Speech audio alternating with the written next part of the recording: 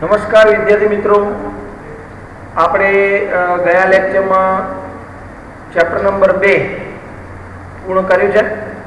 હવે જો chapter number 3 જે ખૂબ જ અગત્યનું ચેપ્ટર છે, જે ચેપ્ટરનું નામ છે ડિમાન્ડ. અને આપણા ટેસ્ટમાં આ જે ટેસ્ટ લેવાની છે એ ટેસ્ટમાં ચેપ્ટર પૂછાવાનું છે વિદ્યાર્થી મિત્રો. તો આપણે સમજવું જોઈએ કે ખરેખર માંગ એટલે શું, કોને માંગ કહેવાય, જેને ઇંગ્લિશમાં ડિમાન્ડ તરીકે ઓળખવામાં આવે છે. એટલે તો કહેવાય છે કે અર્થશાસ્ત્રમાં જે મૂળભૂત ખ્યાલો છે એ મૂળભૂત ખ્યાલોમાં બે ખ્યાલો બહુ અગત્યના છે. એમાં નંબર 1 છે માંગ અને બીજું છે પુરવઠો. તેથી કહેવાય છે કે અર્થશાસ્ત્રમાં માંગ અને પુરવઠો એવા ખ્યાલો છે જેની સમજૂતી વિના અથવા જેની વિસ્તૃત માહિતી વગર કોઈ પણ વ્યક્તિ અર્થશાસ્ત્રનો અભ્યાસ કરી શકતો નથી. તેથી અર્થતંત્રમાં માંગ અને પુરવઠા નામના એવા બે પરિબળો છે જે અર્થશાસ્ત્રના અભ્યાસ માટે ખૂબ જ જરૂરી છે.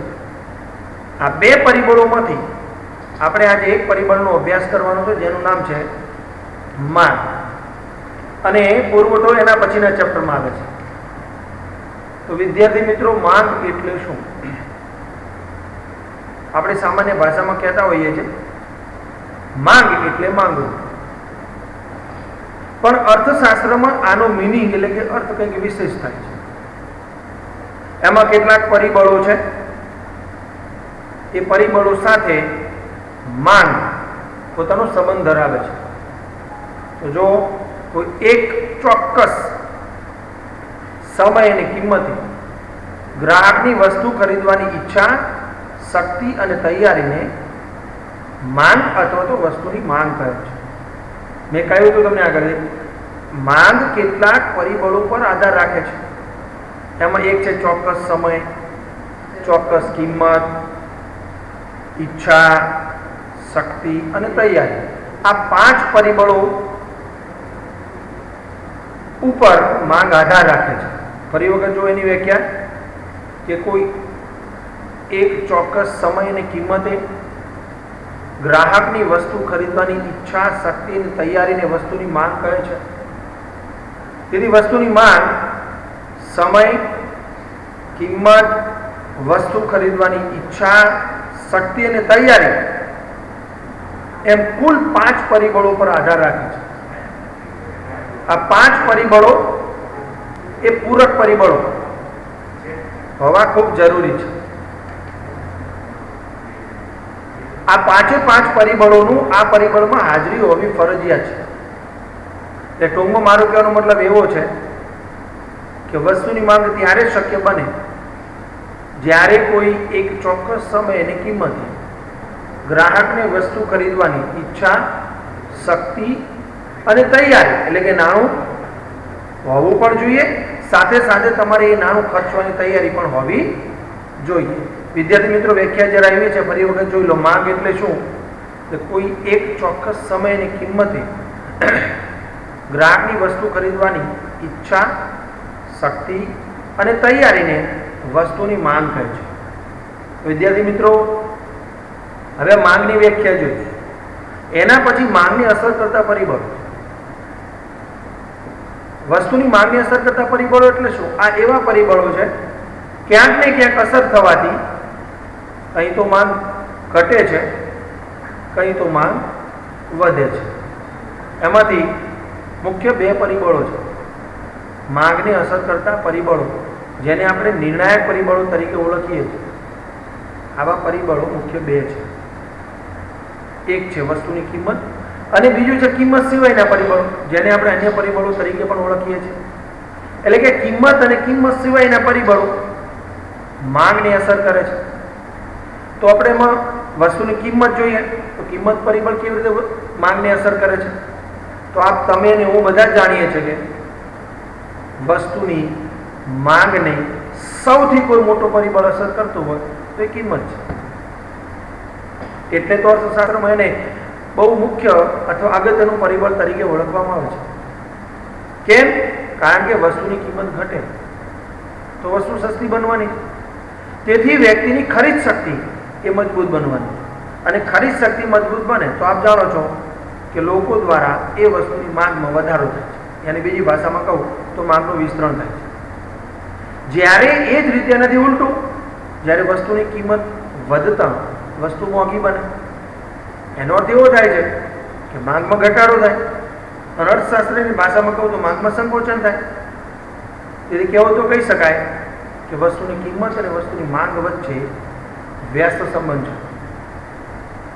તેથી કહેવાય છે કે વસ્તુની કિંમત એ વસ્તુની માંગ પર સૌથી અસર કરનારું અને નિર્ણાયક પરિબળ તરીકે ઓળખવામાં આવે છે.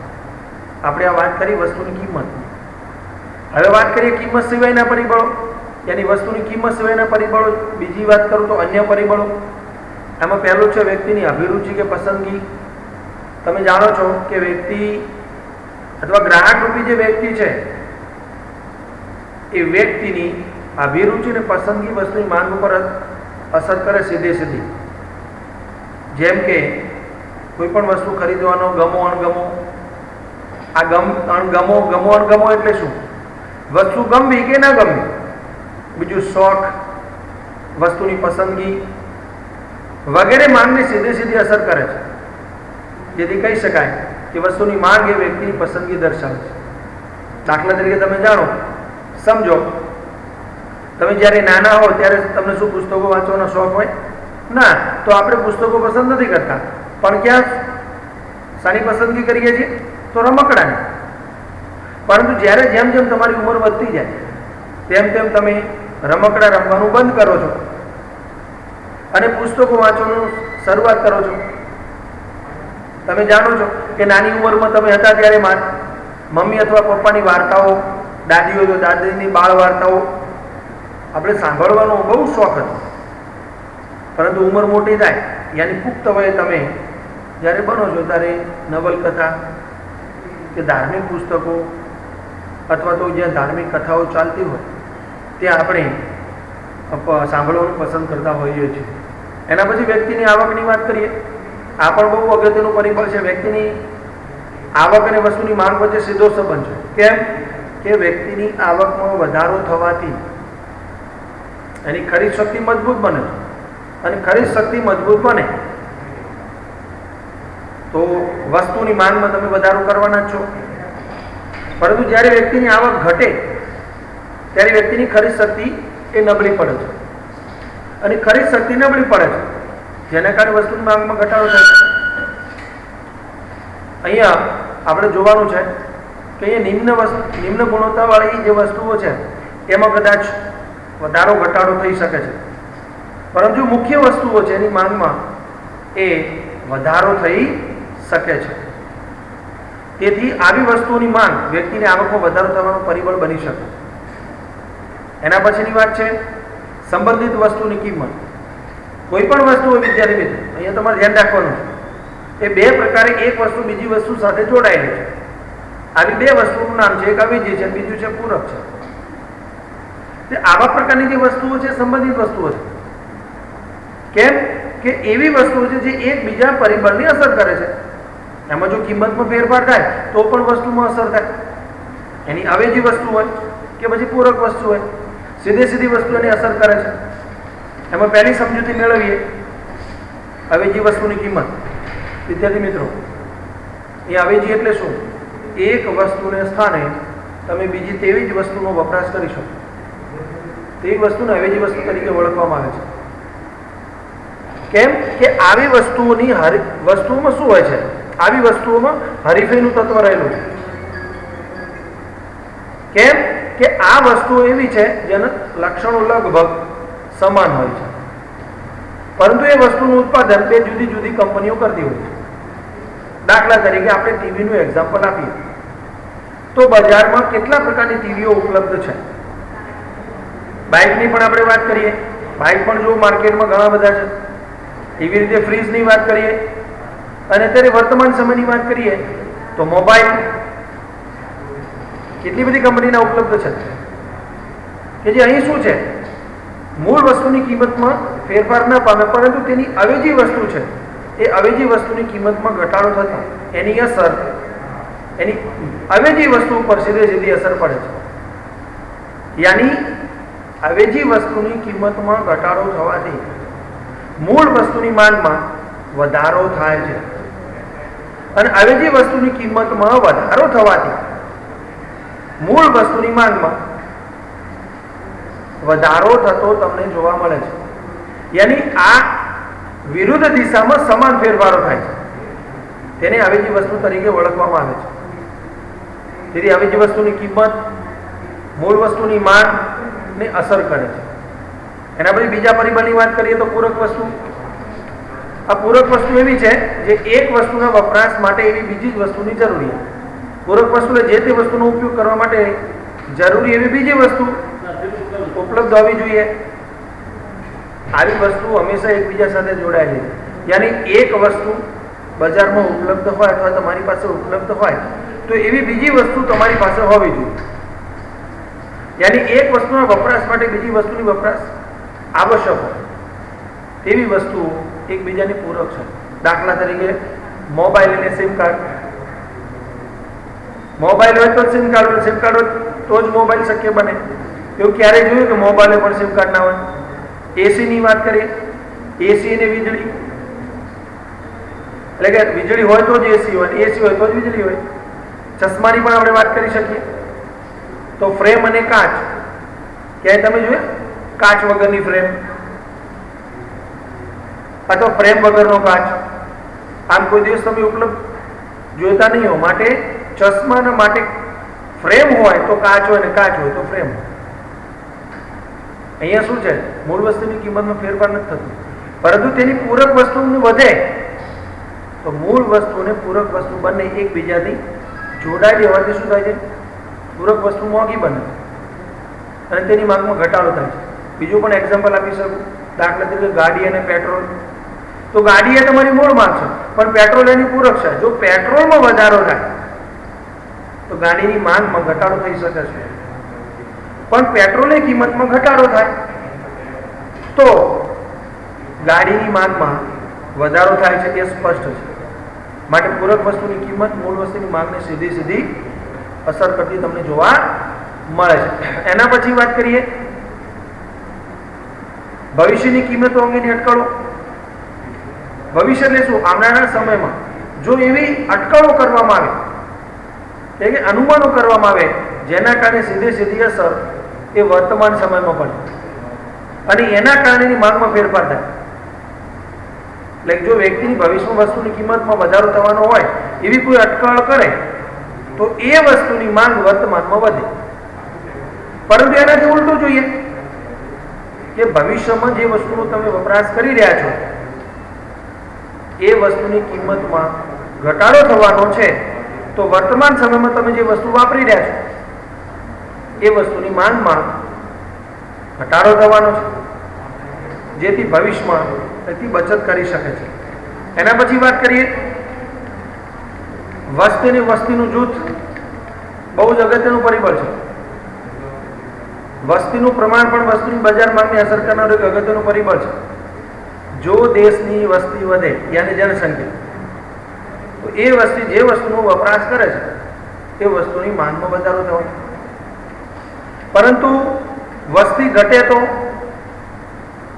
એ વસ્તુ જે વપરાશ કરે છે એની માંગમાં ઘટાડો થવાનો.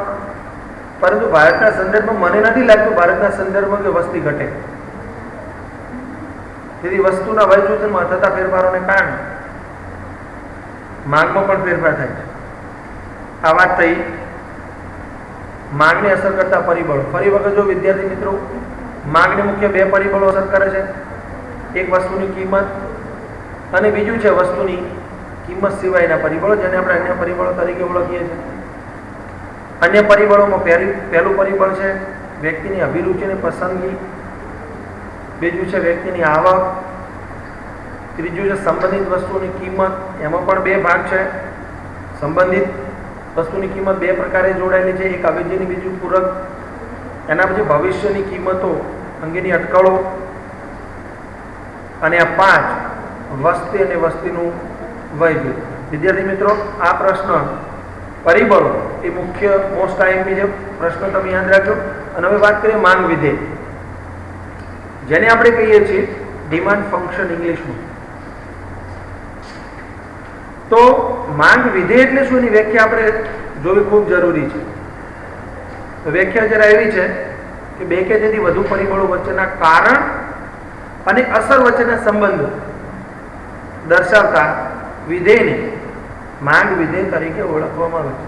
ફરી વખત જો, બે કે તેથી વધુ પરિબળો વચ્ચેના કારણ અને અસર વચ્ચેના સંબંધને દર્શાવતા પરિબળને વિધેય તરીકે ઓળખવામાં આવે છે. તેથી માંગ વિધેય વસ્તુ કે સેવાની માંગ અને તેની અસર કરનારું પરિબળ એ કાર્યકારનો સંબંધ રજૂ કરે છે. વ્યક્તિગત રીતે વસ્તુની માંગ, તે વસ્તુની કિંમત અને વ્યક્તિની અભિરુચિ તેમજ પસંદગી, વ્યક્તિની આવક, સંબંધિત વસ્તુની કિંમત, વસ્તીનું પ્રમાણ વગેરે જેવા પરિબળો પર આધારિત છે. ટૂંકમાં મારે કહેવું તો માંગ વિધેય એટલે શું, માંગને અસર કરતા પરિબળો ના ગાણિતિક સમૂહને આપણે માંગ વિધેય તરીકે ઓળખીએ છીએ. ફરી વખત જો, માંગ વિધેય એટલે શું, વસ્તુની માંગને અસર કરતા પરિબળોના ગાણિતિક સમૂહને આપણે માંગ વિધેય તરીકે ઓળખીએ છીએ. તો માંગ વિધેય નું સૂત્ર છે, જેને ગાણિતિક મેં કહ્યું, હાલ ગાણિતિક વિધેય dx બરાબર f સ્મોલ f છે, કૌંસમાં px py pe py અને u કૌંસ પૂરું, યાની f પછી 6 પરિબળો કૌંસમાં આવે છે. એમાં જો dx એટલે શું, x વસ્તુની માંગ, ડિમાન્ડ 4x, f એટલે વિધેય સૂચક સંજ્ઞા છે, ફંક્શનલ નેશન તરીકે આપણે ઓળખીએ છીએ.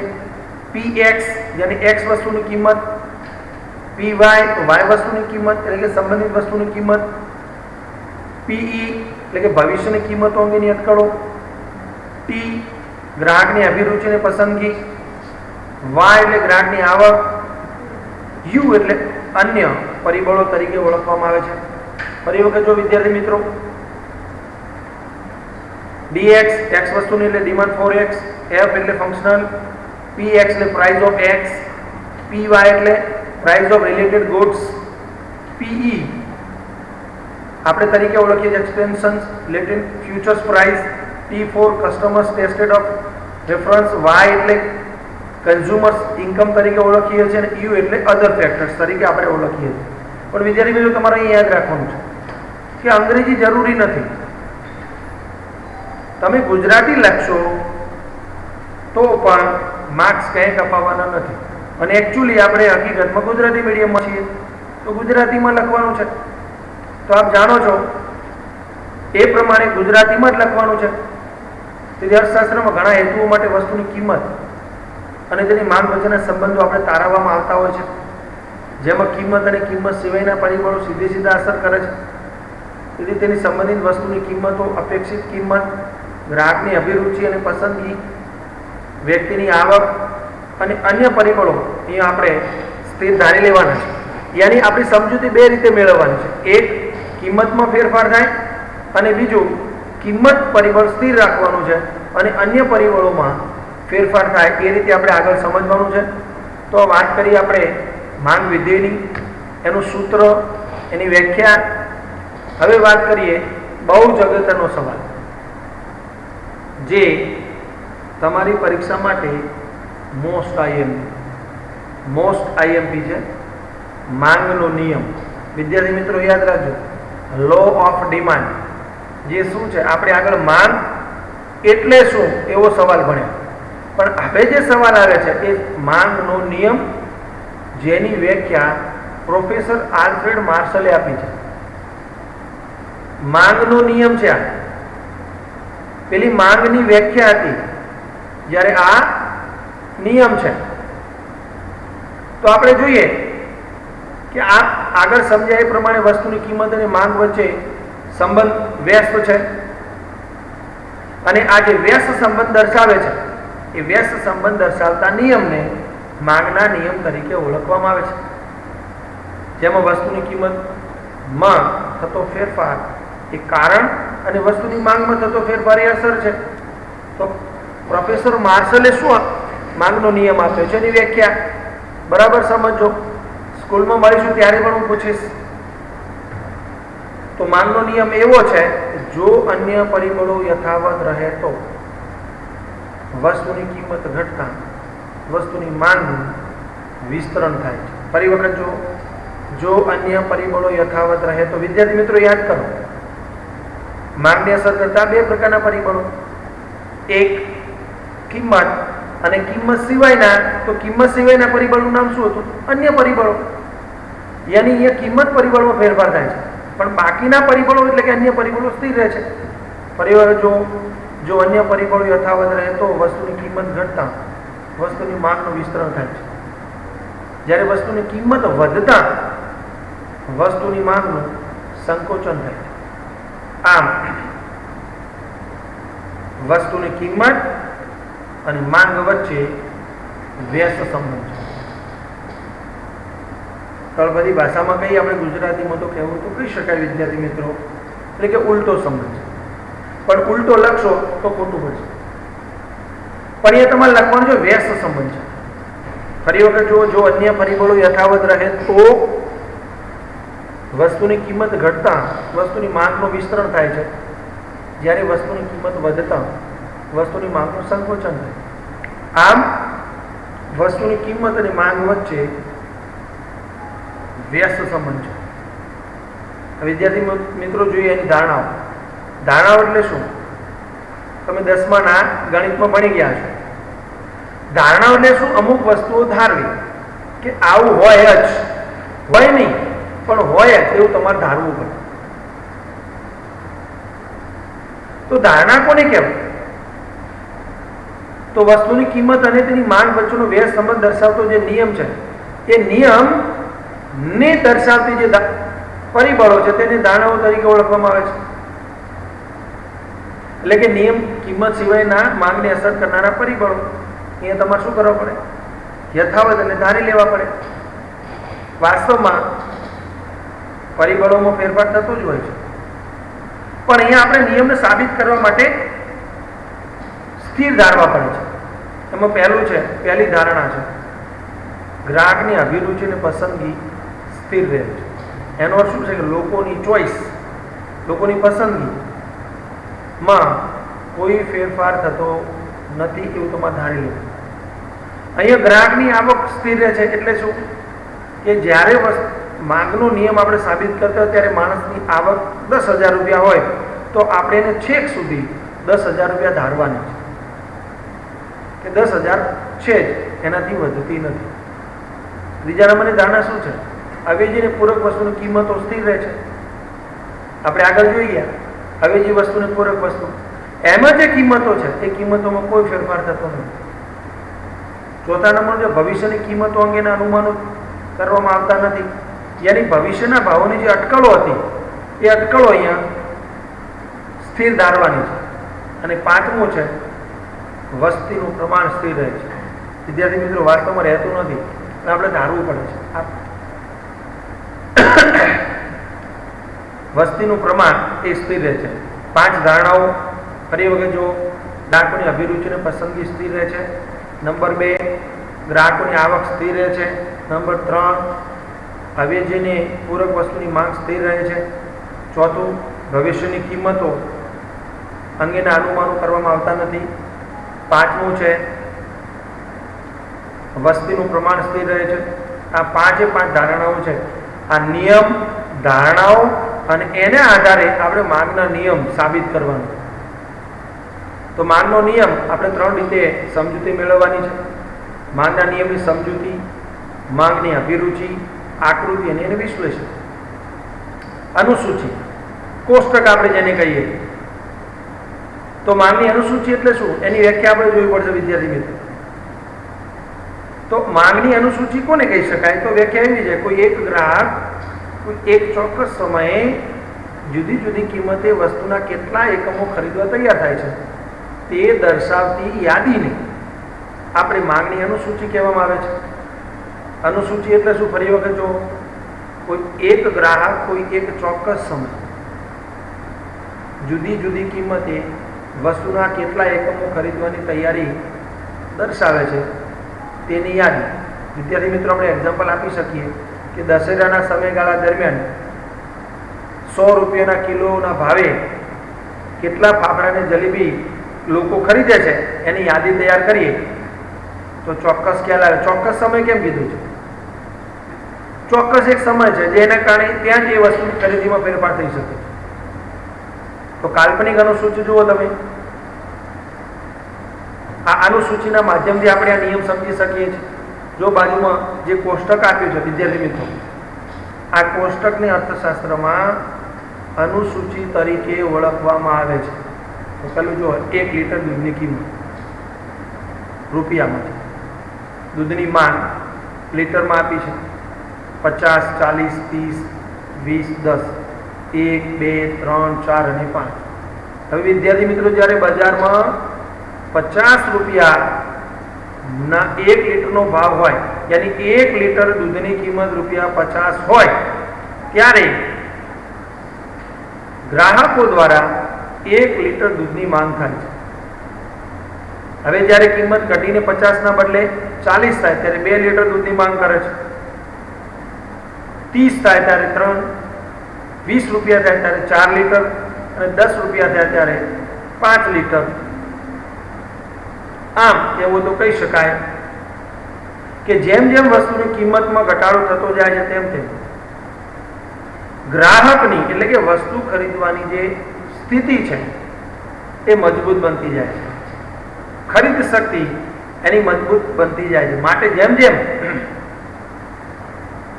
વસ્તુની કિંમત ઘટતી જાય છે તેમ તેમ દૂધની માંગ વધતી જાય છે. હવે નીચેથી ઉપર તરફ જો, જેમ જેમ વસ્તુની કિંમત વધતી જાય છે તેમ તેમ દૂધની માંગ ઘટતી જાય છે. વિદ્યાર્થી મિત્રો, અહીંયા જો આકૃતિ આપી છે OX ધરી અને OY ધરી. OX ધરી ઉપર દૂધની માંગ લીટરમાં આપી છે, જ્યારે OY ધરી ઉપર દૂધની કિંમત રૂપિયામાં આપી છે. એ જ વસ્તુ જે કોષ્ટકમાં છે અનુસૂચિમાં એ જ વસ્તુ અહીંયા બતાવવામાં આવી છે.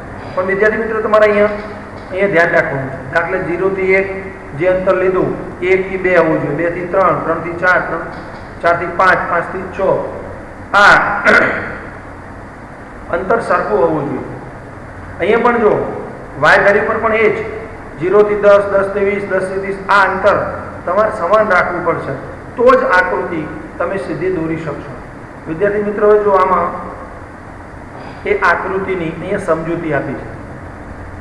હવે સમજૂતી તમારે આપવાની તો સૌપ્રથમ તમારે ધ્યાન રાખવાનું છે. સૌપ્રથમ બંને ધરીઓ તમારે સમજાવવાની છે અને બંને ધરી પર કઈ કઈ વિગતો દર્શાવી છે એ લખવું ફરજિયાત છે. જુઓ અહીંયા કે આકૃતિમાં X ધરી પર દૂધની માંગ લીટરમાં અને Y ધરી પર દૂધની લીટર દીઠ એની કિંમત આપવામાં આવી છે અને એ રૂપિયામાં છે. માટે અનુસૂચિ મુજબ આકૃતિ દોરતા અહીંયા બિંદુઓ A, B, C, D અને E. અહીંયા જો આકૃતિઓ વિદ્યાર્થી મિત્રો DD રેખા ઉપર, DD એ માંગ રેખા છે, A, B, C, D અને E. આ પ્રત્યેક બિંદુ જુદી જુદી કિંમતે થતી દૂધની લીટર દીઠ માંગ બતાવે છે.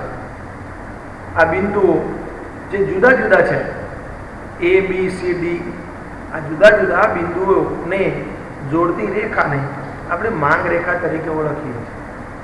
માટે આકૃતિમાં એ બિંદુ દર્શાવે છે કે દૂધની ₹50 પ્રતિ લીટર કિંમત હોય ત્યારે 1 લીટર દૂધની માંગ દર્શાવે છે. મેં તમને આગળ સમજાવ્યું. બી બિંદુ શું દર્શાવે છે? ₹40 2 લીટર. એ બિંદુ શું બતાવે છે? ₹10 5 લીટર. આમ આકૃતિમાં બિંદુઓ A, B, C, D જોડતા DD રેખાને માંગ રેખા તરીકે ઓળખે, જે ડાબી બાજુથી જમણી બાજુ ઉપરથી નીચે તરફ ગતિ કરે છે. એટલે કે આકૃતિમાં DD માંગ રેખા ઋણ ઢાળ ધરાવે છે. વિદ્યાર્થી મિત્રો, જો અહીંયા તમારે ટૂંકમાં સમજી શકાય છે કે માંગ રેખા ડાબી બાજુ ઉપર તરફથી જમણી બાજુ નીચે તરફ આવે છે. જો એટલે આના ઉપરથી કહી શકાય કે માંગ રેખા એ ઋણ ઢાળ ધરાવે છે. વિદ્યાર્થી મિત્રો, અહીંયા એક સવાલ જુદો પાડીને પણ પૂછાય છે. વિશ્લેષણ લખ્યું ત્યાં કે વસ્તુની કિંમત અને તેની માંગ વચ્ચે વ્યસ્ત સંબંધ છે. સાથી સમજાવો. તો એના માટેનું મુખ્ય 2 કારણો છે. વસ્તુની કિંમત અને માંગ વચ્ચે વ્યસ્તસંબંધ છે. કયા કારણથી? તો એના મુખ્ય બે કારણો છે. એક છે આવક અસર અને બીજી છે અવેજી અસર. તો આવક અસર એટલે શું? તો સીધી વસ્તુ અહીંયા છે કે ગ્રાહકની નાણાકીય આવક સ્થિર રહે અને જો વસ્તુની કિંમતમાં ઘટાડો થાય તો ગ્રાહકની ખરીદ શક્તિમાં વધારો થાય છે, જેથી ગ્રાહકની વાસ્તવિક આવક વધે. એટલે કે વસ્તુ કે સેવાના સંદર્ભમાં રજૂ થતી આવકને વાસ્તવિક આવક તરીકે ઓળખવામાં આવે છે. એની આવક સ્થિર રહેતી પણ વસ્તુની કિંમતમાં ઘટાડો થાય તો સીધી વસ્તુ છે ગ્રાહકની ખરીદ શક્તિ મજબૂત બને છે. જો દાખલા તરીકે ગ્રાહક દૂધની ખરીદી માટે ₹50 ખર્ચવા તૈયાર છે, જ્યારે જો વસ્તુની કિંમત પ્રતિ લીટર કિંમત ₹50 હોય તો ગ્રાહક 1 લીટર દૂધની માંગ કરે છે, ત્યાંની ખરીદી કરે છે. પરંતુ જો દૂધની પ્રતિ લીટર કિંમત ઘટીને ₹10 થાય તો ₹50ની એ 5 લીટર દૂધ ખરીદે છે, કારણ કે હવે ભાવ 1 લીટરના ₹10 થઈ ગયા, જ્યારે એના શું હતું? 1 લીટરના ₹50 હતા. માટે આમ કિંમત ઘટતા ગ્રાહકની ખરીદ શક્તિમાં વધારો થાય છે, જેથી માંગ વધે છે, જેને આવક અસર તરીકે આપણે ઓળખીએ છીએ. માત્ર સાવ હલકા પ્રકારની વસ્તુની બાબતમાં આવક અસર એ કદાચ નકારાત્મક હોઈ શકે છે, જેમ કે હલકું અનાજ જેની કિંમત ઘટતા માંગમાં પણ ઘટાડો થાય છે. અને આજનો છેલ્લો પોઈન્ટ વિદ્યાર્થી મિત્રો, અવેજી અસર. અવેજી અસરને આપણે આગળ જોઈ ગયા છે. એકના બદલામાં બીજી તેવી જ વસ્તુ વાપરી શકાય. કોઈ એક મૂળ વસ્તુની કિંમતમાં ઘટાડો થાય છે ત્યારે તેની એક સમાન એવી બીજી વસ્તુની સરખામણીમાં આ વસ્તુ સસ્તી બને છે, તેથી ગ્રાહક અવેજી વસ્તુની માંગ ઘટાડીને મૂળ વસ્તુની માંગમાં વધારો કરે છે, જેને અવેજી અસર તરીકે ઓળખવામાં આવે છે. દાખલા તરીકે સાદી પેન્ટ અને જીન્સ પેન્ટ, આ બંને પેન્ટની અવેજી વસ્તુ પૈકી જો સાદી પેન્ટની કિંમત ઘટે ત્યારે તેની અવેજી જીન્સ પેન્ટની કિંમત સ્થિર રહે છે. તો ગ્રાહકને બંને પેન્ટ વસ્તુની વચ્ચેની કિંમતની સરખામણી કરતા સાદી પેન્ટ સસ્તી લાગે, તેથી તેઓ સાદી પેન્ટની માંગ વધારીને જીન્સ પેન્ટની માંગ ઘટાડે છે. સીધી વસ્તુ જો વિદ્યાર્થી મિત્રો આજે ભણ્યા છે એ બસ આજે આપણે આટલે અટકીએ, બાકીનું નેક્સ્ટ લેક્ચરમાં જોઈશું. પણ વિદ્યાર્થી મિત્રો તમારે આ માંગનો નિયમ, માંગ, એના પરિબળો, એ આકૃતિ, માંગનો નિયમ તેમજ માંગ વિધેય, આ સવાલ તમારે ઘરે બેસીને તૈયાર કરવાનો છે, જે ફરજિયાત છે. માટે વિદ્યાર્થી મિત્રો આ સવાલ જ્યારે આપણે મળીએ ત્યારે હું ચેક કરીશ. બસ આજે હસ્તું આટલું.